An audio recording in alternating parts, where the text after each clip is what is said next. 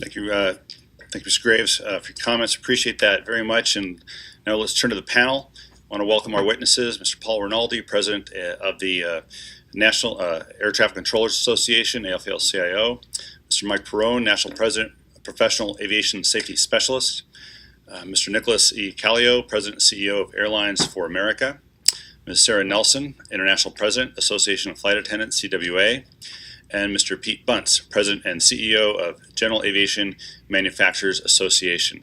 Thank you for being here today. We all look forward to your testimony, and I ask unanimous consent that our witnesses' full statements be included in the record.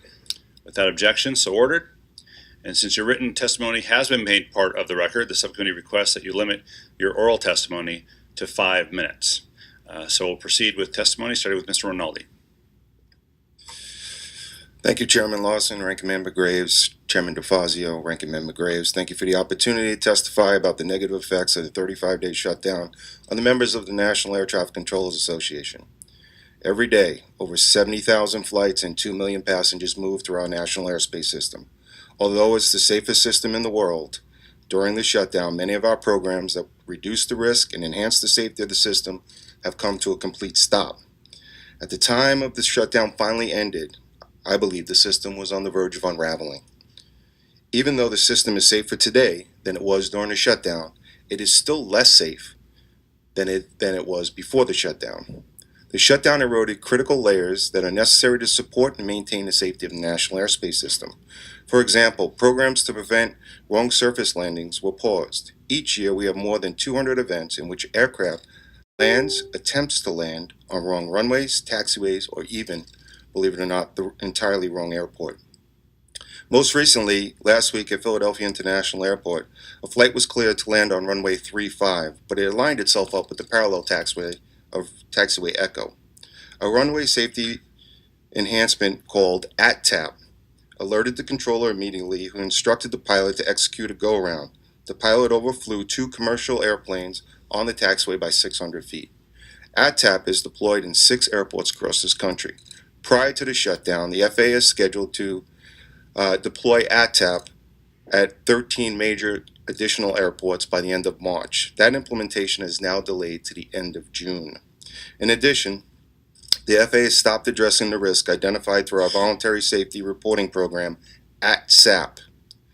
ATTAP and ATSAP are just 2 of dozen programs that are now significantly delayed and were not functioning correctly during the shutdown.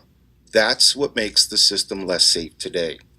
Mr. Chairman, on January 25th, travelers experienced delays due to decreased capacity.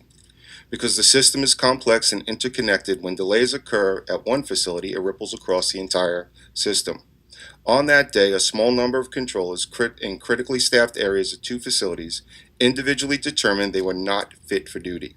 NATCA did not coordinate these absences. This was a result of illness and the stress of working over a month without getting paid and not knowing when you're going to get paid. NATCA does not condone or approve any federal employee participating in coordinating activity that negatively affects the capacity of the National Airspace System. Mr. Chairman, the pressure and the extra stress that was inserted into our National Airspace System because of the shutdown was intense. We were getting text messages from controllers with 17 years worth of experience, making mistakes on routine clearances, climbing airplanes into paths of other airplanes at the same altitude because they were distracted, because they were thinking about their mortgage. They were thinking about school payments, car payments, food. They were thinking about the shutdown. They were fatigued. They were not focused at the task at hand. We had controllers going to work every day, driving Ubers, waiting on tables to take care of their family.